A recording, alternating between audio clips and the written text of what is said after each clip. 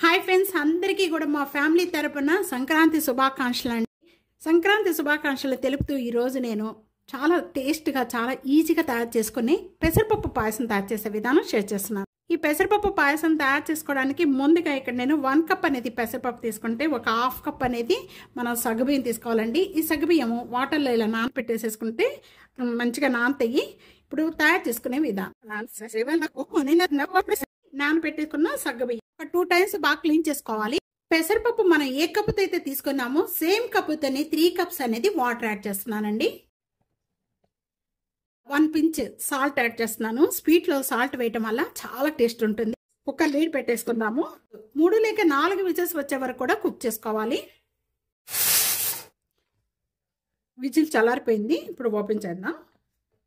ఇది విధంగా ఉడికిపోయిన వెంటనే కూడా ఈ విధంగా బాగా మెత్తగా చేసుకోవాలి.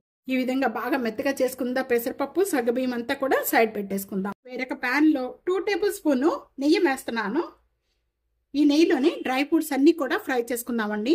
నెయ్యి అంతా కూడా బాగా మెల్ట్ అయిపోయిన వెంటనే కూడా ఇక్కడ నేను డ్రై ఫ్రూట్స్, జీడిపప్పు, బాదం పప్పులు, అలాగే కిస్మిసెస్ ఇవన్నీ కూడా వేసేస్తున్నాను. వీటితో పాటు కొద్దిగా కొబ్బరి ముక్కలు, పచ్చి కొబ్బరి ముక్కలు కూడా వేస్తే చాలా బాగుంటుంది. మంచి కలర్ వచ్చేంత వరకు కూడా బాగా వేయించుకోవాలి. ఫుడ్స్ అన్ని కూడా వేగిపోయిన వెంటనే కూడా ఇప్పుడు నేను స్టవ్ బంద్ చేసేస్తున్నాను. సైడ్ పెట్టేసుకుందాం. చల్లారిపోయిన వెంటనే కూడా ఏ కప్పుతో అయితే పెసరపప్పు తీసుకున్నామో సేమ్ కప్పుతోని 3 కప్పులు పాలు పోస్తున్నాను. 3 కప్పుల పాలు పోసిన వెంటనే కూడా ఒకసారి ఇదంతా బాగా కలుపుకుంది. సేమ్ కప్పుతోని 1 కప్ అనేది ఇప్పుడు బెల్లం వేస్తున్నానండి.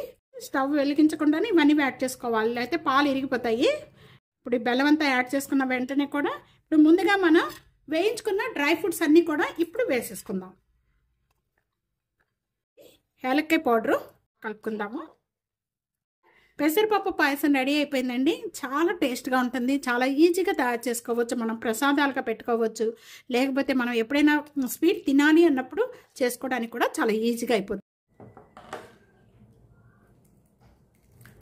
పెసరపప్పు పాయసం రెడీ అయిపోయిందండి. ఈ రెసిపీ ఇదే విధంగా తప్పకుండా ట్రై చేయండి. రేపు సంక్రాంతికి చాలా అంటే చాలా టేస్ట్గా ఉంటుంది. చాలా ఈజీగా తయారు చేసుకోవచ్చు.